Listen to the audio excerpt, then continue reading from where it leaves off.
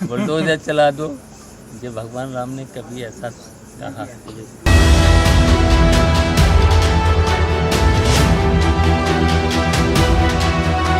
प्रगतिशील समाजवादी पार्टी के राष्ट्रीय अध्यक्ष शिवपाल सिंह यादव ने आई इंडिया से खास बातचीत करते हुए कहा कि गठबंधन के लिए उनकी पहली प्राथमिकता समाजवादी पार्टी है।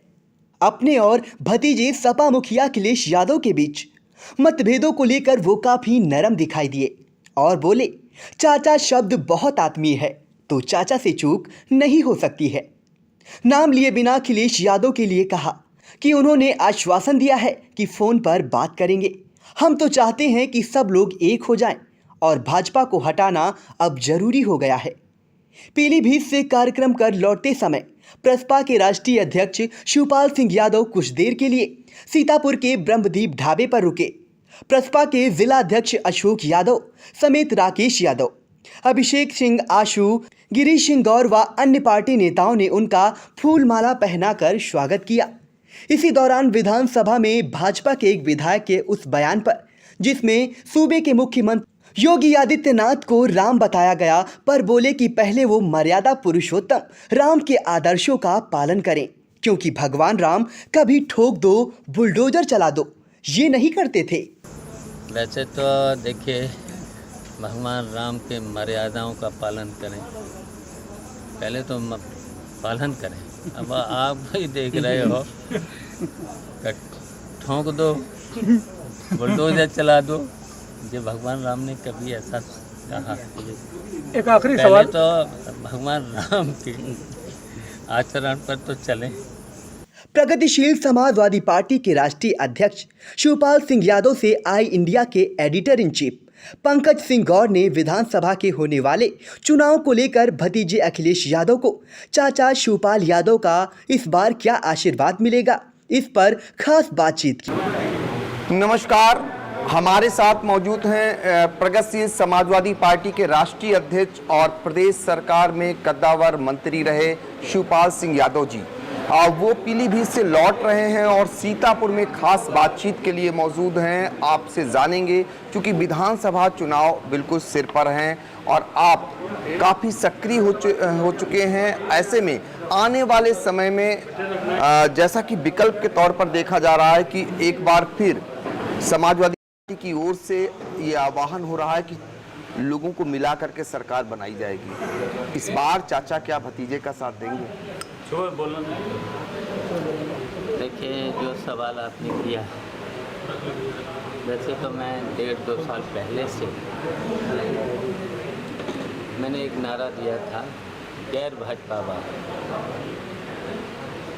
तो मैंने इसलिए दिया था कि जितने भी विदेश में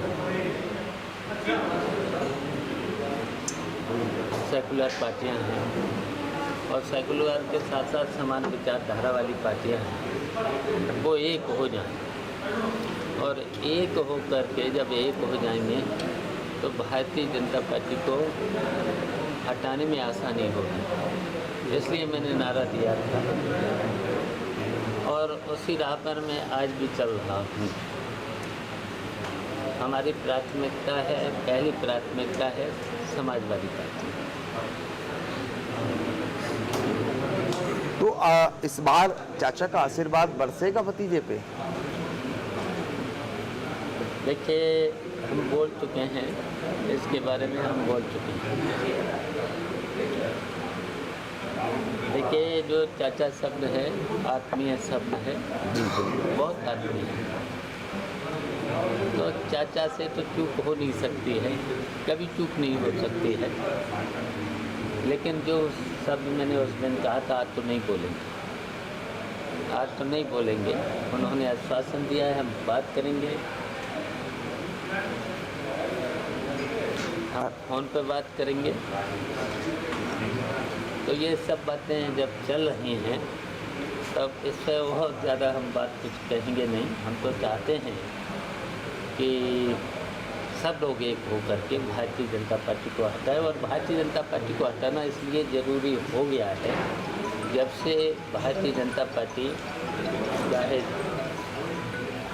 देश में आई हो चाहे विदेश में आई हो, उन्होंने देश का बहुत बड़ा नुकसान किया है, देश को बहुत पीछे ले गए।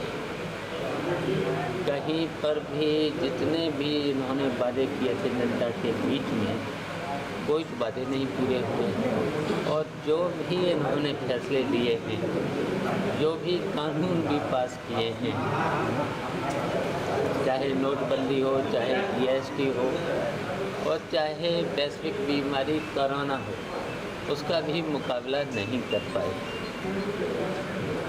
और महंगाई, भ्रष्टाचार दोनों इतना बढ़े हैं कि अब जनता की कमर टूट रही है। और महंगाई तो यहाँ से आप देख ही रहे होगे, डीजल है, पेट्रोल है, बिजली है। अब इसकी वजह से पूरी जनता परेशान है। व्यापार तो ख़त्म है। जब से देखिए सबसे पहले तो ये लाए नोटबंदी जी। अब नोटबंदी की वजह से पूरे देश की अर्थव्यवस्था चौपट, पूरा व्यापार खत्म। अच्छा, फिर लाए जीएसटी भी कितना झूठ बोले थे कि 1 कर लगेगा, अब 1 कर लग रहा। अभी ये खंजे खाया इस पर 18%, कहीं 25%, कहीं 28%। ये हम लोगों पर पड़ेगा, जो बिल देगा तो हम लोगों पर पड़ेगा। और फिर इसकी वजह से, जीएसटी की वजह से कितना भ्रष्टाचार फैला, कितने लोग परेशान हैं। और फिर जब देखिए व्यापार में फ़ायदा नहीं होगा, व्यापार में जब फ़ायदा नहीं होगा, किसी को फ़ायदा नहीं होगा, तो बताइए जीएसटी कहाँ से देगा। जब लाभ होगा, किसी को लाभ होगा तभी तो इनकम टैक्स देगा, तभी तो जीएसटी देगा। विधानसभा सत्र में जो कुछ हुआ कल, आप उसको कितना सही ठहराते हो, कितना गलत? कल तो कुछ भी नहीं हुआ। कल जो बाहर हंगामा हुआ, जाने नहीं दिया समाजवादी पार्टी के लोगों का ये कहना। तो वही बता रहे, कल तो कुछ हुआ ही नहीं। कल तो कंडोलेंस थी जी। हाँ? परसों। अच्छा, बहुत ही अफसोस की बात है, बताइए जी।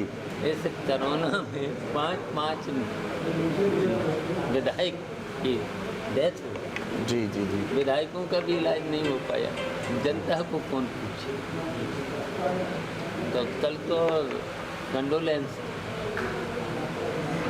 तो सर, प्रगतिवादी समाजवादी पार्टी, फिलहाल आप पीलीभीत से लौट रहे हैं, इस समय आपका मूवमेंट पूरे प्रदेश में कैसा चल रहा है? देखिए, हमारा पूरा प्रदेश में संगठन 75 जिलों में हमारा संगठन चुनाव की तैयारी कर चुका है। बस इस बीच में ये है कि हमारा किस पार्टी से अलायंस होगा, और जैसे ये अलायंस होगा सीटें तय हो जाएंगी। और हमारे सभी जो भी प्रगतिशील समाजवादी पार्टी के कार्यकर्ता हैं, चुनाव में कूद पड़ेंगे। आपका लंबा चौड़ा अनुभव है, भाजपा को कौन सी ताकत हरा सकती है, कैसे एक मंच पर आया जाए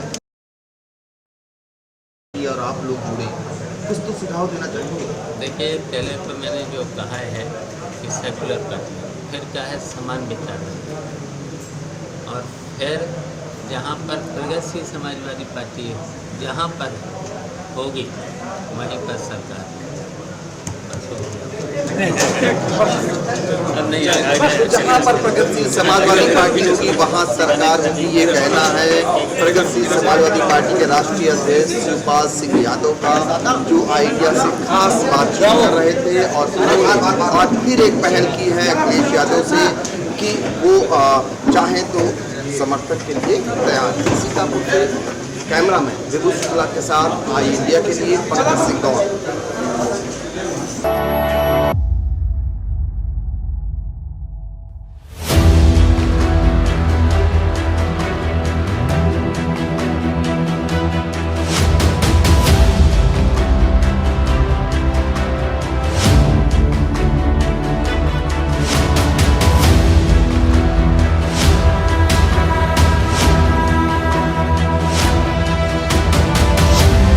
ठोंक दो, बुलडोजर चला दो, ये भगवान राम ने कभी ऐसा कहा।